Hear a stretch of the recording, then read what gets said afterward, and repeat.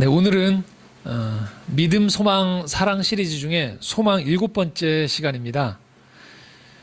말씀 제목은요, 하나님은 우리의 기도를 들으십니다 라는 제목이고요. 오늘 본문은 요한계시록 8장 1절에서 5절까지의 말씀입니다.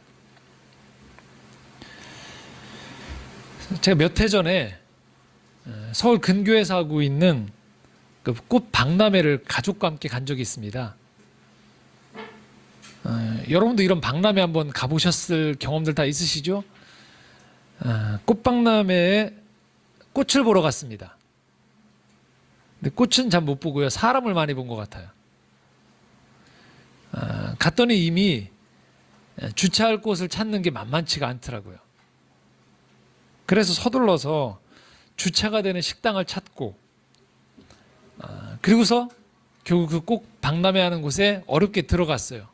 들어가서 보니까 왜 이렇게 그날따라 햇볕이 이렇게 뜨겁던지, 그러니까 계속 그늘을 찾아다니게 되더라고요.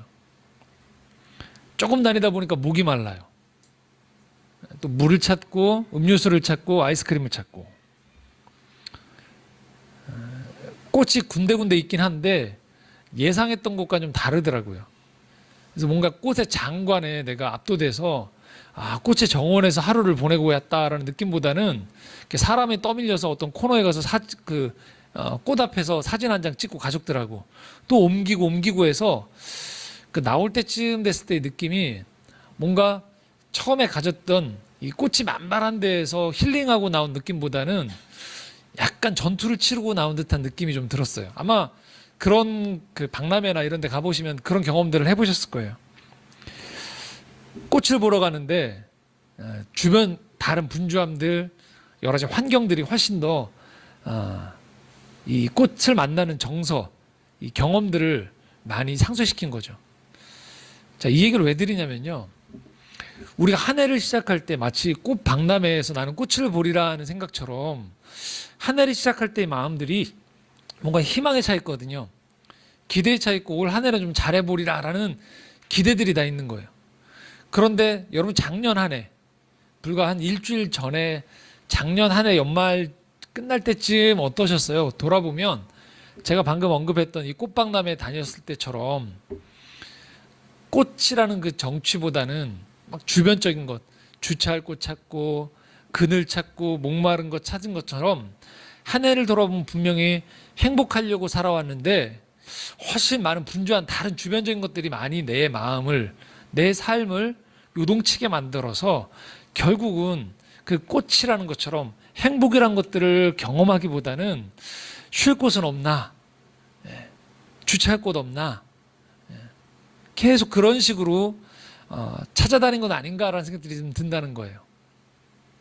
그래서일까요? 작년 연말에 추석 즈음에 아주 인터넷상에 회자가 됐던 유명한 칼럼이 있었어요. 추석이란 무엇인가라는 칼럼이 있었어요. 서울대학교 교수님 한 분이, 김영민 교수 한 분이 이 추석이란 무엇인가 이렇게 던져서 질문을 던지면서 뭐 친척들이 결혼은 했는가 물어보면 그 물어본 친척한테 당숙은 무엇인가, 뭐 이런 식으로 계속 질문을, 가족이란 무엇인가 해서 입을 막으라는 굉장히 유명했던 칼럼이 있습니다. 아마 인터넷 쳐보시면 나올 건데요. 그 교수님이 연말에 그래서 모아서 칼럼집을 하나 나왔어요. 에세이집이요. 근데 그 에세이집에 보면 비슷한 톤의 글들이 많은데요, 그 중에 이런 제목이 있더라고요. 새해에 행복해지겠다는 계획은 없다. 내용 중에 일부가 이렇게 되어 있습니다. 행복의 계획은 실로 얼마나 인간에게 큰 불행을 가져다 주는가. 우리가 행복이란 말을 통해 의미하는 것은 대개 잠시의 쾌감에 가까운 것, 행복이란 온천물에 들어간 후 10초 같은 것, 그러한 느낌은 오래 지속될 수 없기에 새해의 계획으로는 적절치 않다. 오래 지속될 수 없는 것을 바라보다 보면 그 덧없음으로 말미암아 사람은 쉽게 불행해진다. 따라서 나는 차라리 소소한 근심을 누리며 살기를 원한다. 이를테면 왜 만화 연재가 늦어지는 거지? 왜 디저트는 맛이 없는 거지? 라고 근심하기를 바란다. 내가 이런 근심을 누린다는 것은 이 근심을 압도할 큰 근심이 없다는 것이며, 따라서 나는 이 작은 근심들을 통해서 내가 불행하지 않다는 것을 안다라는 거예요. 상당히 염세적인 것 같죠? 그래서 행복에 대한 계획보다는 차라리 나는 소소한 근심을 누리겠다라는 거예요. 자, 큰 근심이 없기에 나는 안심하겠다. 또 다른 칼럼에는요, 이렇게 얘기하고 있습니다. 아침에는 죽음을 생각하는 것이 좋다. 상당히 이분 삐딱해 보이죠? 새해에는 행복해지겠다는 계획은 없다 그러더니 아침에는 죽음을 생각하는 것이 좋다. 그 내용의 일부를 또 읽어드리겠습니다. 아침을 열 때는 공동체와 나의 죽음을 생각하는 것이 좋다. 첫째, 이미 죽어 있다면 제때 문상할 수 있다. 둘째, 죽음이 오는 중이라면 죽음과 대면하여 놀라지 않을 수 있다. 셋째, 죽음이 아직 오지 않는다면 남은 생을 어떻게 살 것인가에 대해 보다 성심껏 선택할 수 있다. 넷째, 정치인들이 말하는 가짜 희망에 농락당하지 않을 수 있다. 다섯째, 공포와 허물을 떨치기 위해 사람들이 과장된 행동에 나설 때 상대적으로 침착할 수 있다. 그렇게 얻은 침착함을 가지고 혹시 남아 있을지도 모르는 자신의 생과 이 공동체의 미래에 대해 생각해 보는 거다. 상당히 인생의 안전장치를 많이 추구하고 가는 분이에요. 이분이 정치에 관련된 학과 교수님이시거든요. 현실을 바라볼 때 부풀어 오르는 이상주의보다는 정확한 현실에 근거해서 시작하자라고 이야기하는 주의시더라고요. 글들을 읽어보니까. 자, 이런 시각은 일견 인생을 살아가는 데 도움이 됩니다. 왜냐? 우리가 알고 있는 성경에도 이런 식의 조언들이 많습니다. 전도서 7장 4절인데요. 한번 여러분과 이 말씀을 좀 나눠볼까 합니다. 전도서 7장 4절에 이렇게 표현되어 있습니다. 함께 읽겠습니다. 지혜자의 마음은 초상집에 있으되 우매한 자의 마음은 혼인집에 있느니라. 자, 오해하지 마십시오. 행복한 꿈은 꾸지 말라. 매일 죽음만 생각하라는 거 의미가 아니에요. 우리가 어떤 인생을 바라볼 때, 어떤 일을 시작할 때 현실에 근거하지 않고 막연하게 이랬으면 좋겠다라는 그냥 현실과는 전혀 무관한 상태에서 내 바램만 가지고서 시작하면 안 된다는 얘기예요. 사람들이 기독교에 대해서 오해하는 것 중에 하나가 기독교는 매일 사랑을 얘기한다든지 용서를 얘기한다고 해서 대단히 이상주의적인 종교가 아닌가라고 생각을 하기 쉬워요. 또 정반대로 죄나 심판을 얘기한다고 해서 현실과는 동떨어진 불안감을 조성해서 예배당에 모이게 하는 불온한 집단은 아닌가라고 보는 시선도 분명히 있어요. 자, 그런데 성경을 냉철하게 잘 공부해 보면 기독교는요, 철저한 현실의 인식 가운데 시작합니다. 철저하게 현실 가운데 시작하되 그 현실 가운데에서 우리가 포기하면 안 되는 가치들에 대해서, 우리가 포기하면 안 되는 꿈에 대해서, 비전에 대해서 이야기합니다. 그게 기독교의 출발점이에요. 그러니까 내 교회에 와서 내 이상을 이야기하는 게 아니고요, 이랬으면 좋겠다라는 게 아니고요, 성경에 기반해서 우리는 세상을 바라보고 나를 바라보는데 그 성경은 철저하게 이 세상이 어떤가에 대해서 분명하게 얘기하고 있어요. 그렇기 때문에 기독교가 말하는 현실 인식을 가지고 하면 반드시 놓치면 안 되는 이 기독교 신앙에 있어서 중요한 요소가 있습니다. 오늘 그 얘기를 합니다. 바로 기도입니다. 기도가 기독교 현실 인식의 출발점이에요. 자, 왜냐하면요, 자, 기도라는 걸 우리가 오해하면 이렇게 오해를 해요. 아이들이 성탄절이 다가오면, 크리스마스가 다가오면 산타가 이런 선물을 줬으면 좋겠어요, 이런 것처럼 기도를 그냥 주변을 돌아보다가 저 집이 저게 있네, 나도 저게 있었으면 좋겠다, 저 사람은 저걸 하네, 나도 저걸 했으면 좋겠다라는 식의 그냥 바램을 가지고 신에게 기도하면서 이걸 들어주세요라고 하는 게 기도가 아니에요.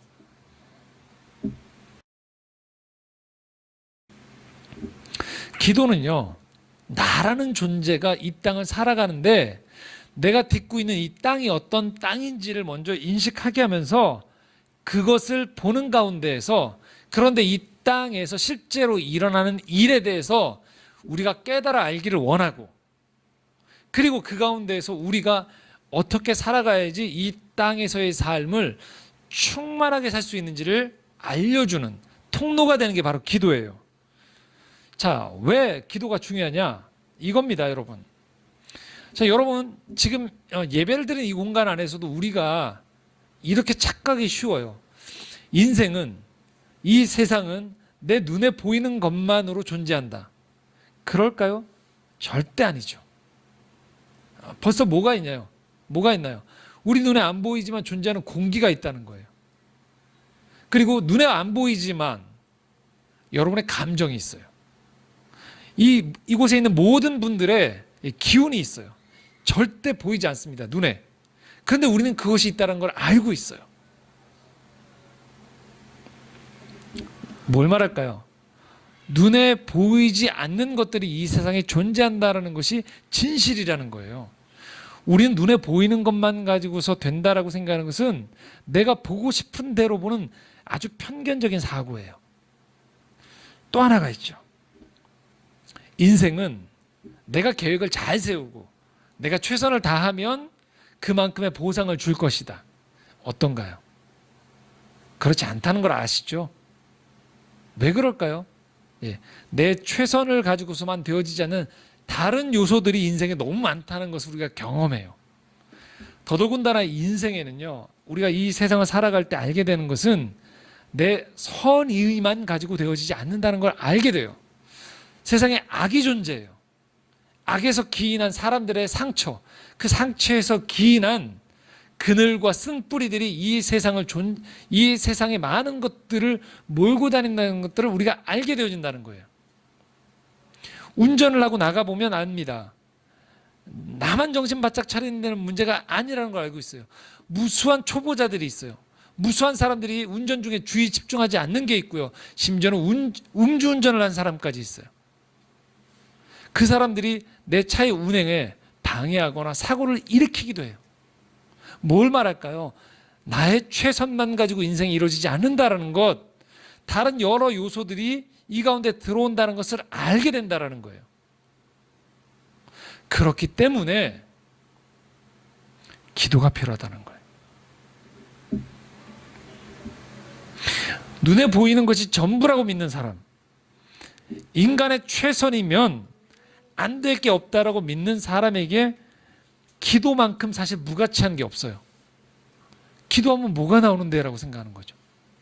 그런데 눈에 보이는 세상 너머에 또 다른 세상과 일들이 엄연히 벌어지고 있다는 것을 아는 사람들, 그리고 인간의 최선 너머에, 인간의 선이 너머에 악이 존재하고 그 악을 넘어서에 인생의 이 모든 세상을 주관하시는 존재가 계시다는 것, 하나님이 계시다는 것을 믿고 있는, 알고 있는 사람들에겐 기도만큼 최우선적으로 해야 되는 것이 없다라는 것이죠.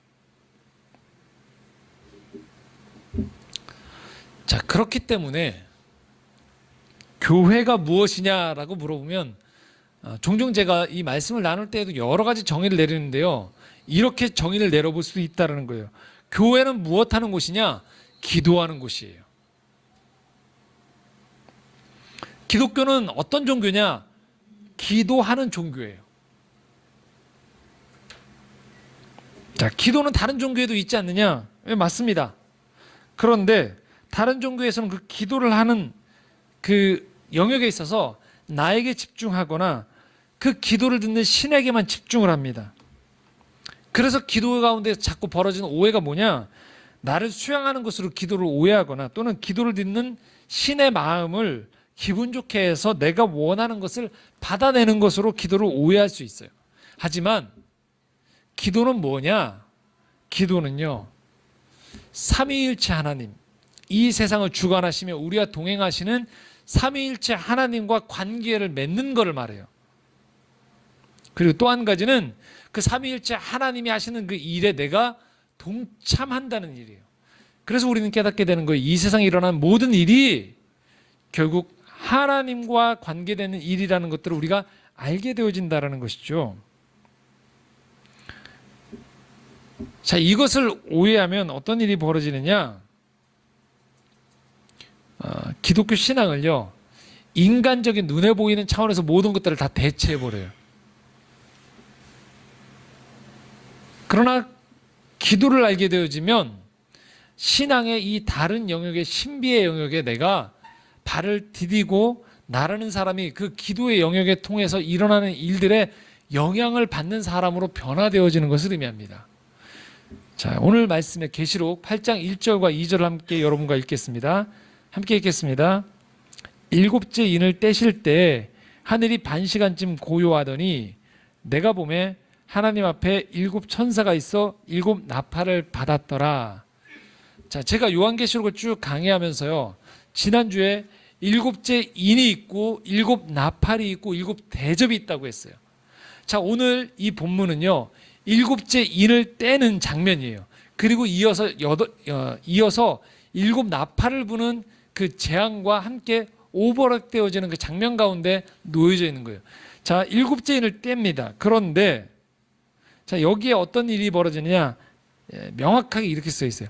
하늘이 반시간쯤 고요하더니 라는 표현이 있어요. 자, 여기 반시간은 30분을 말하는 게 아니에요. 이 묵신문학에서 쓰이는 시간의 개념인데요, 마지막 인을 뗐을 때 하늘이 반시간쯤, 완전한 그 시간에 반시간쯤, 우리가 측정할 수 있는 시간은 아니에요. 근데 그 어떤 분명한 것은 완전하진 않지만 일정 기간 시간 동안에 고요가 흐르고 있다라고 얘기하는 거예요.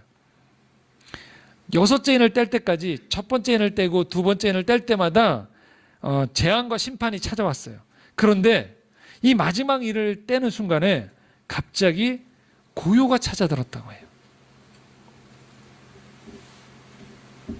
그리고 이제 곧 하나님이 일을 하시거든요. 그런데 성경에 분명하게 반시간 동안 하늘이 고요했다라고 표현해요. 자, 이 고요가 뭘 말할까요? 이 고요는요, 우리의 최선과 우리의 요란함과 피조세계의 요란함이 정지된 상태에서 기다리는 시간이에요. 멈춰있는 시간이에요. 하나님이 오시기를 기다리는 시간이에요. 침묵하는 시간입니다. 인간 가운데서 벌어졌던 모든 요란벅적한 그 모든 것들이 잠잠해지는 가운데, 그 가운데 하나님이 좌정하시는 시간이에요. 이 시간이 반드시 우리 가운데 주어져야 됩니다. 기도를 한다고 했지만 기도를 하자마자, 눈을 감자마자 내 요구사항만 계속적으로 하나님을 향해서 외치는 것을 기도라고 얘기한다면 우리는 기도의 첫걸음도 아직 떼지 않은 거예요. 기도의 시간이 문제가 아니에요. 기도 가운데 그 하나님이 찾아오심을 내가 기다리는 것들이 확보되어 있지 않다라면 우리는 일방적으로 관계 맺음이 아닌 하나님을 향해 쏟아붓고 나오는 것을 기도라고, 예배라고 오해하기 쉽습니다. 그런데 그 고요함 가운데에서 하나님이 나를 찾아오는 것들을 기다리는 대망의 시간이 우리에게 주어져야지만 변화가 일어나는 거예요.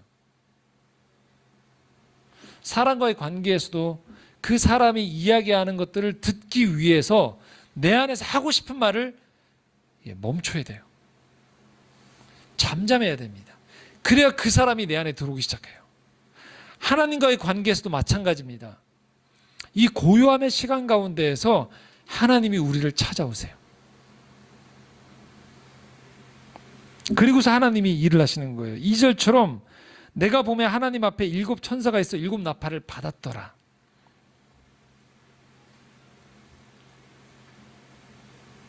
일곱 인과 일곱 나팔 재앙 사이에 이 하나님의 일하심이 이제 움직여지는데 그 사이에 고요한 침묵의 시간이 흐르고 있다는 거예요. 창조의 정원에 드리는 이 예배 가운데 왜 이렇게 중간중간에 침묵의 시간이 많을까요? 여러분, 기도하시라는 거예요. 기도 가운데 찾아오시는 하나님을 만나시라는 거예요.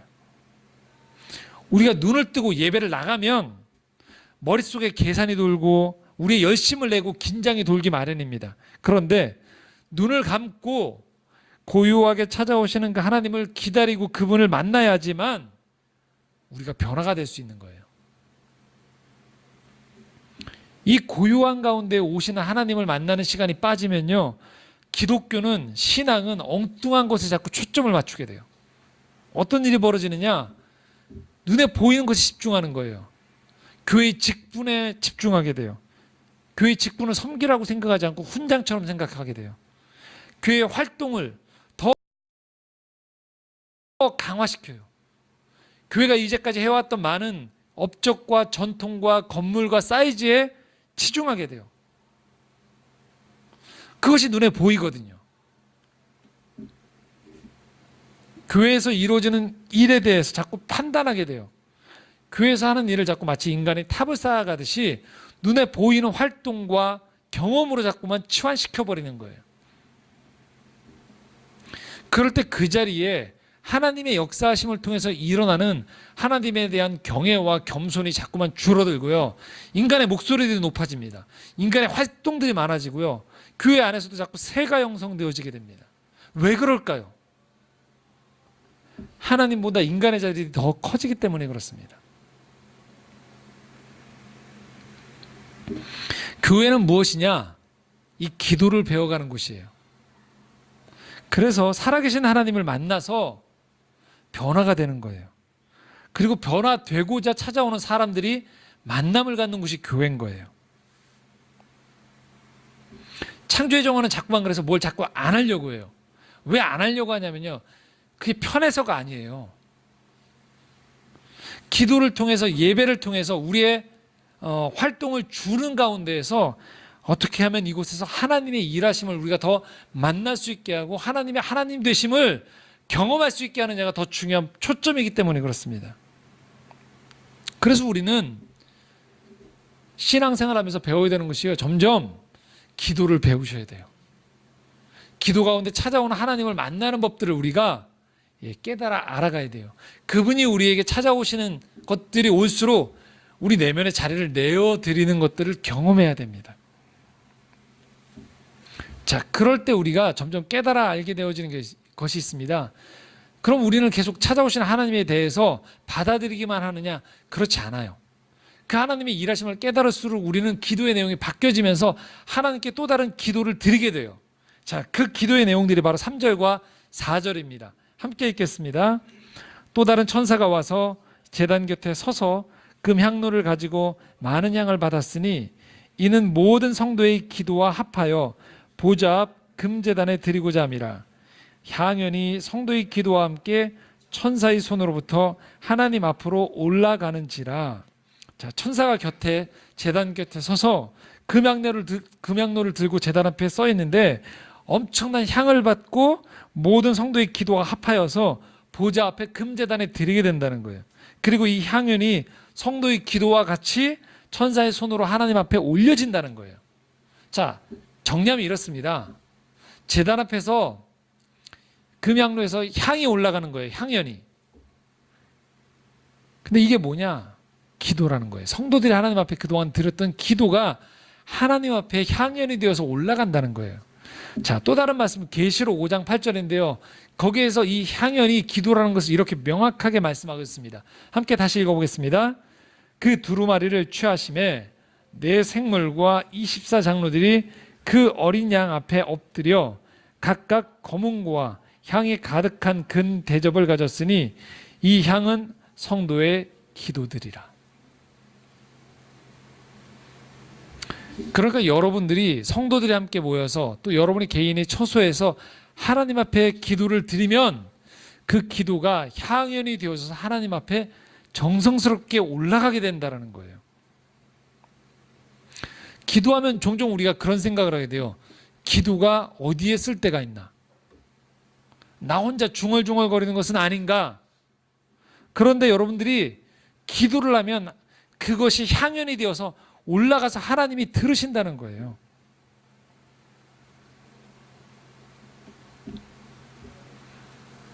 우리가 신앙생활을 하면서 생각만 가지고서 신앙생활을 하시잖아요. 그러면 이런 생각이 자꾸 들어와요. 하나님이 살아계신가? 그런데 여러분이 기도의 자리에서 기도를 하면서 일을 해보시면요, 알게 돼요. 뭘 알게 되느냐? 하나님이 살아계시구나라는 것들을 알게 돼요. 기도하고 일을 해보면 알아요. 왜? 그것이 기도 안 하고 그냥 하는 일과는 전혀 다르게 하나님이 일하신다는 것을 내가 기도하는 사람만이 알 수 있는 영혼의 생기와 하나님의 감각이 우리 안에 들어오기 때문에 그렇습니다. 내가 원하는 대로 꼭 일이 풀려져서가 아니에요. 하지만 기도하는 사람만이 알 수 있는 성령의 간섭하심이요, 우리 가운데 찾아오게 됩니다. 로마서 8장 26절에 이렇게 표현하고 있습니다. 함께 읽겠습니다.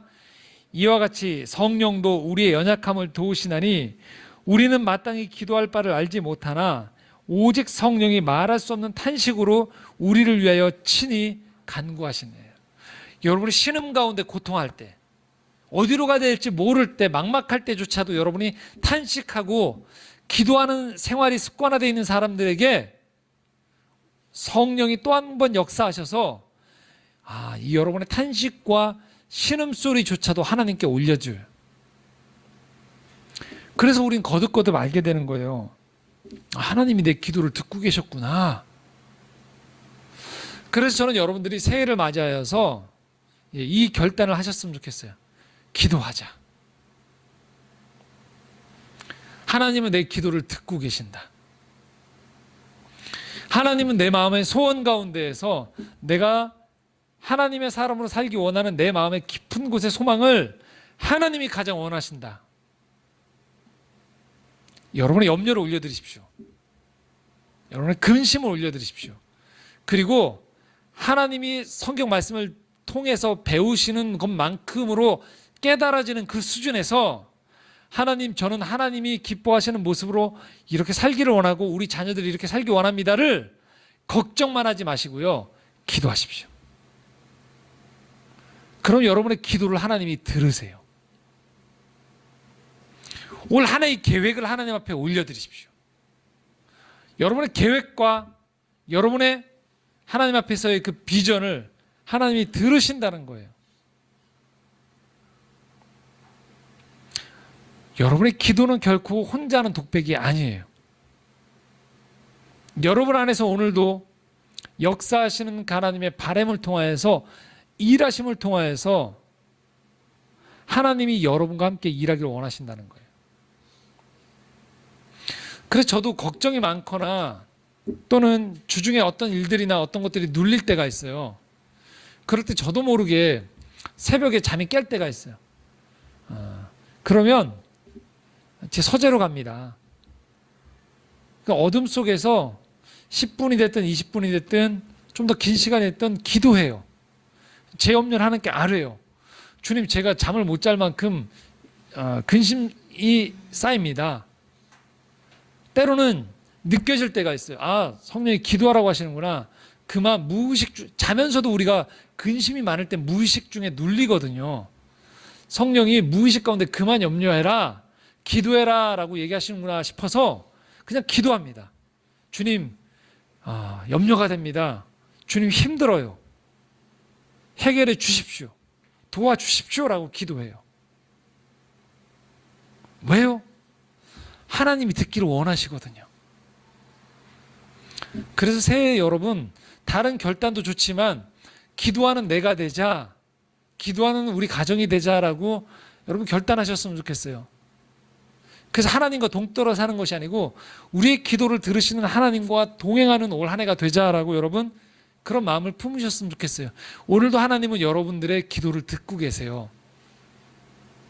안 될 것 같은 그 일들, 안 될 것 같은 어떤 관계들, 여러분 배우자를 향해서 직장의 문제와 삶의 생계의 문제, 건강의 문제, 기도하십시오.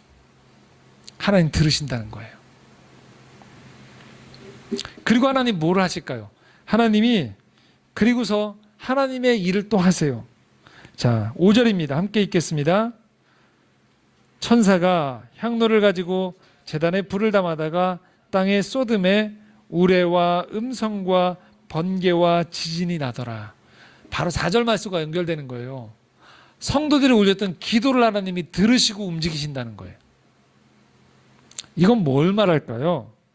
하나님은요, 혼자 일하실 수도 있지만 성도들의 기도를 들으시고 그 기도와 함께 일하기를 원하신다는 거예요. 그 많은 세월 속에 고난당했던 그 초대교회 성도들의 그 고난의 현장에 악이 침범하여서 믿음을 훼손시키고 조롱했던 그 사람들 속에 있었던 슬픔에 올려졌던 그 기도를 하나님이 다 듣고 계신다는 거예요. 그리고 하나님이 정해진 때가 되어지면 하나님의 방법으로 완벽하게 일을 하신다는 거예요. 가만히 계신 게 절대 아니라는 거예요. 그래서 우리가 기억해야 될 것은 하나님은 오늘도 우리의 기도를 들으시고 이 기도와 함께 우리와 일하시길 기뻐하세요. 여러분 혼자 여러분의 그 염려하고 있고 바라보고 있는 계획 바운더리 안에 있는 그 일들을 여러분 혼자서 하는 것이 아니고요. 여러분이 끊임없이 기도를 올려드리는 것들의 기도를 들으시며 하나님 그 기도와 함께 가장 최선의 내 생각보다 더 넘어해서 내 계획보다 넘어서의 더 좋은 방법으로 하나님이 일하신다는 것을 신뢰하면서 여러분 기도하십시오. 그렇게 되어질 때 하나님의 일하심은 오늘도 우리를 통하여서 일하신다는 것들을 여러분 기억하시기 바랍니다. 결코 하나님은 여러분 홀로의 방법으로 여러분 혼자서 그렇게 여러분 이 모든 것들을 감당하기 원하지 않으시고요. 여러분의 기도를 통하여서 함께 일하시기를 원하신다는 것이에요. 그래서 하나님께서 그 가운데 이 모든 일들을 여러분 혼자서가 아니고 하나님이 함께 동역하시기 원하시기 때문에 하나님은 오늘도 여러분의 기도 가운데에서 여러분의 일상 가운데에서 끊임없이 여러분을 도와주고 계세요. 제가 이 말씀을 읽어드릴 텐데요. 히브리서 7장 24절에서 25절까지 해서 하나님은 이렇게 말씀해 주고 계세요. 제가 읽어드리겠습니다. 한번 들어보시기 바랍니다. 예수는 영원히 계심으로 그 제사장 직분도 갈리지 아니하느니라. 그러므로 자기를 힘입어 하나님께 나아가는 자들을 온전히 구원하실 수 있으니 이는 그가 항상 살아계셔서 그들을 위하여 간구하심이라. 히브리서 7장 24절에서 25절 우리에게 이렇게 말씀하고 계세요. 예수 그리스도가 하나님 우편에서 하나님 오른편에서 우리를 위하여 기도하고 계시다라는 거예요. 하나님이 여러분의 일상 가운데에서 지켜보시는 것에서 그쳐지지 않고요. 삼위일체 하나님인 또 한 분인 예수 그리스도가 하나님 우편에서 제사장으로서 우리를 이 모든 것들을 끌어안으시는 대제사장으로서 항상 살아계심으로 여러분을 위해서 중보하신다는 거예요. 그래서 우리는 인생의 결정적인 순간에 놀랄 때가 있어요. 사실은 기도하는 사람이 알 수 있는 것이 있어요. 그것은 무엇이냐면요, 기도가 아니고는 이런 변화가 일어날 수 없는데 라는 것들, 그런 순간들이 반드시 여러분 인생에 찾아옵니다. 기도할 때. 그것은 뭘 말할까요? 여러분이 심지어 기도 못했을지언정 여러분의 가족의 기도가 있었던 거예요. 그리고 예전에 여러분들이 하셨던 기도를 하나님이 들으셨던 거예요. 그리고 여러분을 사랑하시는 성자 예수 그리스도가 대제사장이 되사 오늘도 하나님 우편에서 여러분을 위해서 기도해 주고 계시기 때문에 여러분의 최선과 여러분의 노력을 넘어서는 일들이 여러분 가운데 벌어진다는 거예요. 저는 바라기는 여러분이 2019년 올 한 해를 통하여서 하나님의 살아 역사하심이 기도를 통해서 이루어지구나라는 것들을 경험할 수 있기를 소망합니다. 그래서 우리의 고백은요, 우리라는 존재는 이 기도를 통해서 살아가는 존재들이구나라는 것들을 깨달아 알기를 원한다는 것이죠. 말씀을 좀 정리해 보려고 합니다. 2019년이 밝아왔습니다. 여러분, 올 한 해 어떤 계획을 가지고 계십니까? 기도로 하나님께 아뢰십시오. 한 해를 기도 가운데 하나님께 맡겨드리십시오. 하나님의 뜻을 기도 가운데 깨달아 알면서 끊임없이 소망 가운데, 근심과 염려 가운데 시작하지 마시고 기도 가운데, 소망 가운데 시작하십시오. 우리의 생각만으로 미처 알지 못했던 일들이 올 한 해도 여러분의 기도를 통하여서, 예수 그리스도의 중보 사역을 통하여서 여러분 앞에 펼쳐질 것입니다. 생각과 계획 너머에서 하나님은 일하실 것입니다. 그러므로 여러분, 이렇게 다짐하셨으면 좋겠습니다. 나는 기도의 사람이 되고 싶다. 기도의 사람이 되자, 기도로 살아가는 사람이 되자. 우리 창조의 정원이 기도의 공동체가 되자. 그런 2019년이 되시기를 주님의 이름으로 축원합니다. 함께 기도드리겠습니다. 기도하시겠습니다.